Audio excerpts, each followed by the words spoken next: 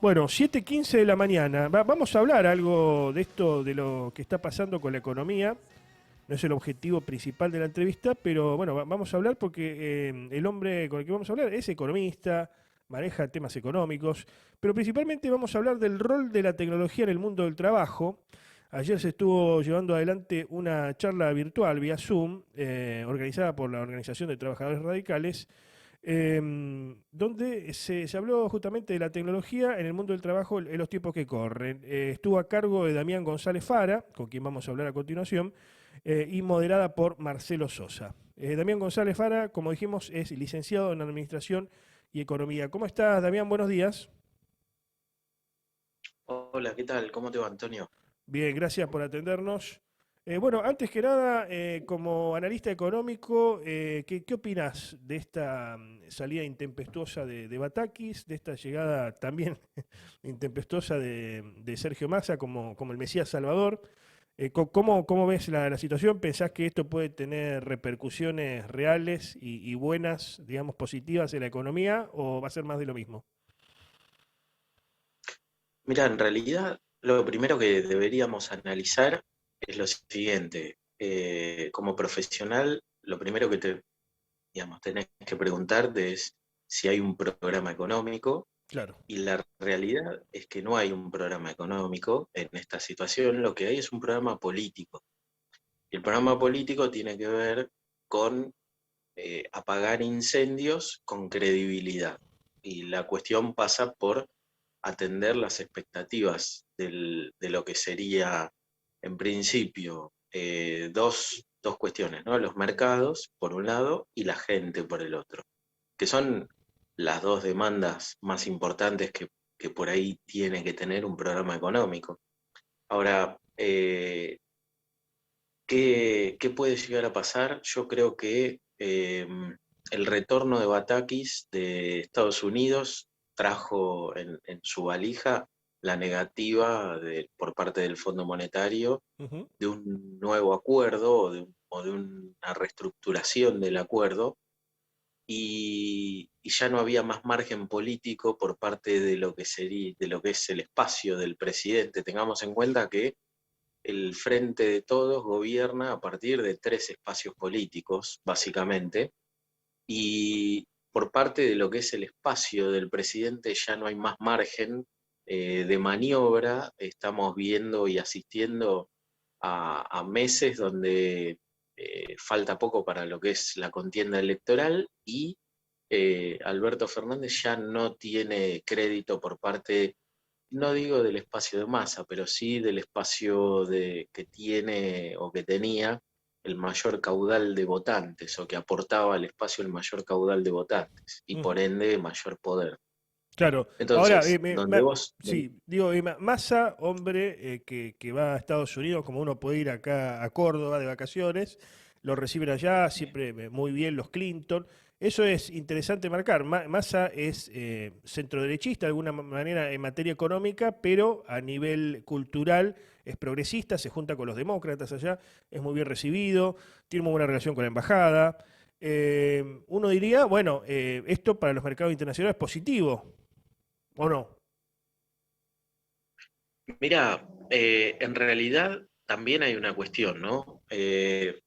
Lo que hoy los mercados de Occidente están pidiendo, porque en definitiva vos vas a Estados Unidos para acordar con las supraestructuras internacionales como el Fondo Monetario, o acordar con el Banco Mundial, o acordar con alguna organización, ejemplo el BID, y además acordar con inversores, tal como planteabas. Pero en definitiva son organizaciones, instituciones, corporaciones, empresas del orden internacional enmarcadas en el contexto de Occidente. Lo que no hay que perder de vista es que en realidad también a nivel internacional estamos asistiendo a, digamos, el crecimiento de una potencia, una superpotencia como China, y el estancamiento de una superpotencia como Estados Unidos. Y todo eso se ve reflejado no solamente por ejemplo, en las condiciones en las que la Fed la Reserva Federal está incrementando las tasas de interés para contener la inflación norteamericana, que eh, tuvo una suba hace un mes y pico, 2 meses, que no se veía hacía por lo menos 20 años, y Claro, ayer anunció que volvió a subirla en la misma cuantía. O sea, eh, Estados Unidos también está viendo y viviendo una situación de zozobra económica. ¿Y qué sucede? Como cualquier gran corporación, lo que hace es trasladar los costos hacia los sectores o países más vulnerables o menos desarrollados. En este ujú, sentido, la suba de la tasa de interés y los problemas inflacionarios del dólar también se pueden trasladar. Yo creo que Sergio Massa, en realidad, lo que va a generar en ese sentido es, en ese marco, en ese contexto internacional y en ese contexto norteamericano, la posibilidad de que la política, por eso hablaba hoy de que no hay un programa económico, sino un programa político, claro. la política norteamericana, el poder norteamericano, le dé un espacio a la Argentina mejor, por lo menos, del que venía teniendo. Bien, en ese mundo convulsionado que marcás, con cada vez más tecnología, ¿cómo, a ver, cómo funciona el mundo del trabajo y cómo va a funcionar a futuro para encadenarlo, concatenarlo con la charla que diste ayer? ¿Cómo deberían adaptarse los países y cómo se adapta la Argentina? Mira, yo creo que la clave pasa por dos cuestiones: la inteligencia artificial y la programación biológica.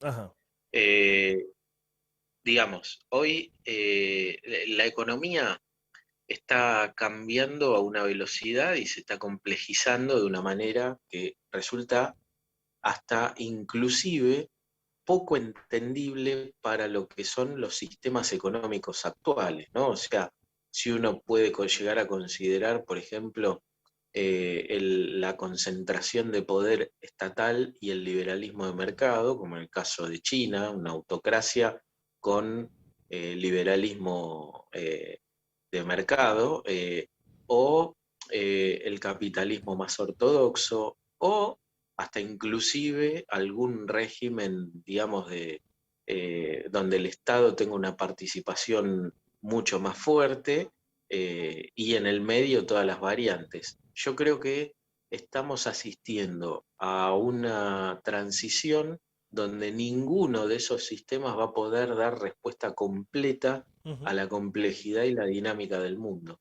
¿Y a qué me refiero con esto? Eh, Te tiro un caso, un ejemplo, ¿no? Google ya no vende información, Google vende inmortalidad. Tiene una empresa que desarrolló hace pocos años, que se llama Calico, que está ubicada en el Distrito Federal de México, que su objeto, su razón social, es la búsqueda de vencer a la muerte.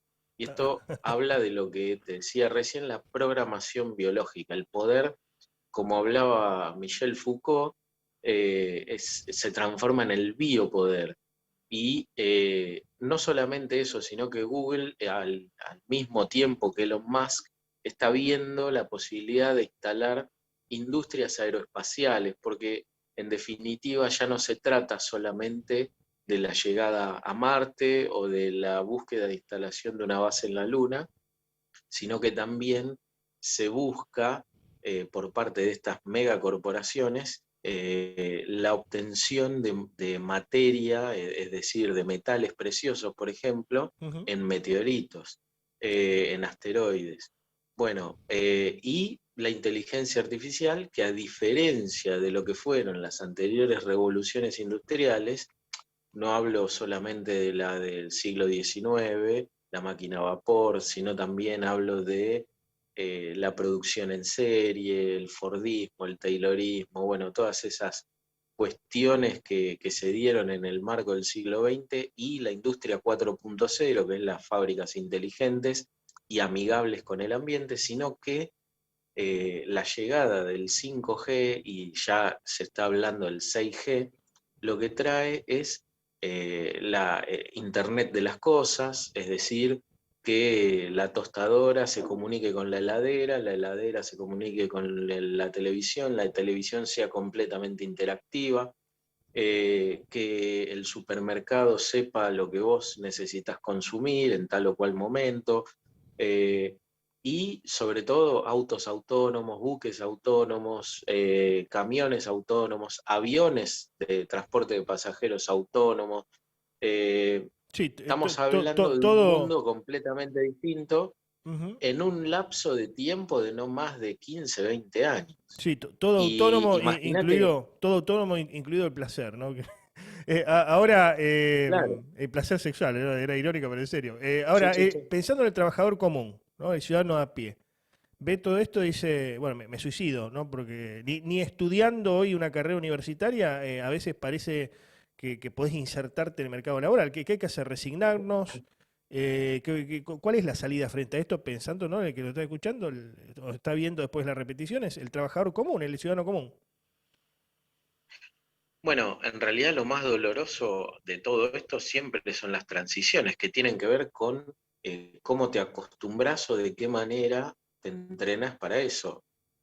Hay un tecnólogo que se llama Santiago Bilinkis que hace un ejemplo muy, muy práctico, muy visible, que es, imagínate que vos te salís seleccionado para ir a los Juegos Olímpicos, y que solamente media hora antes de la entrada a los Juegos, en el lugar donde se hacen los Juegos Olímpicos, te dicen en qué disciplina vas a competir. Bueno, la pregunta es, un año antes, ¿cómo te entrenas? ¿Para qué Claro. te entrenas? ¿Qué haces? ¿Aeróbico? ¿Pesas? Digamos, ¿de qué manera te preparas? Eh, Hace unas décadas vos podías pensar, digamos, bueno, la educación de tal manera, de tal otra, ¿para qué se prepara la gente? ¿Para qué preparamos a los chicos, a los jóvenes? Y son quizás un siglo o 2 siglos. Ujú. Julio Verne era el futurista, ¿no?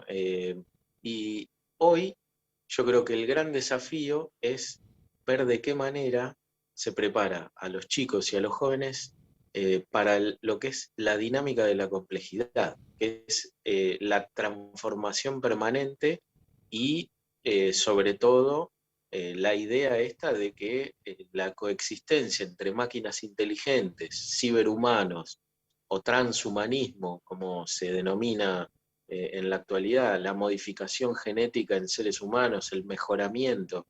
Hay un libro muy interesante de un autor israelí que se llama Yuval Harari, el libro se llama Homo Deus, que habla sobre estas cuestiones, ¿no? La inmortalidad y el transhumanismo y la inteligencia artificial, el rol de la inteligencia artificial en todo lo que es la programación biológica.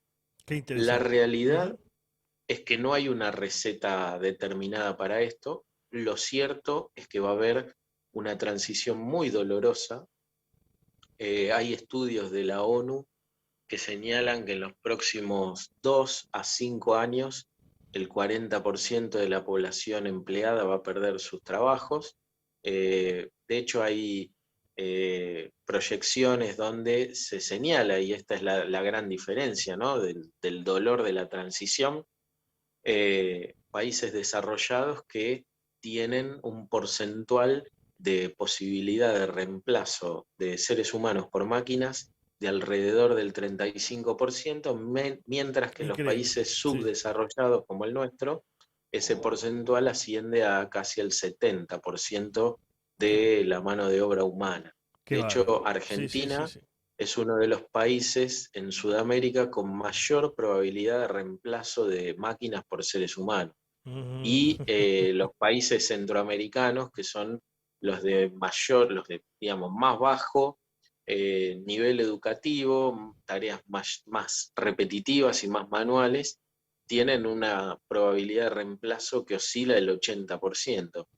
Qué- Teniendo en cuenta en términos de poder y de geopolítica, porque el mundo está dominado por el poder, más allá de las cuestiones técnicas y los intereses, que América Latina es la reserva o el jardín de lo que son las materias primas del mundo, junto con África, Ujú. y Sin embargo, a pesar de eso, a pesar de que somos esa reserva para lo que es el poder internacional y la productora de alimentos, hoy el poder internacional no está mirando solamente en América Latina o África, sino que está mirando, y esto parece de ciencia ficción, está mirando al resto de los planetas del sistema solar.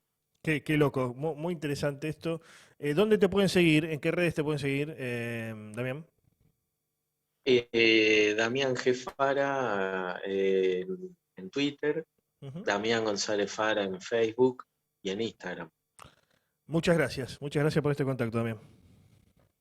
No, por nada, Antonio. Un abrazo. Adiós.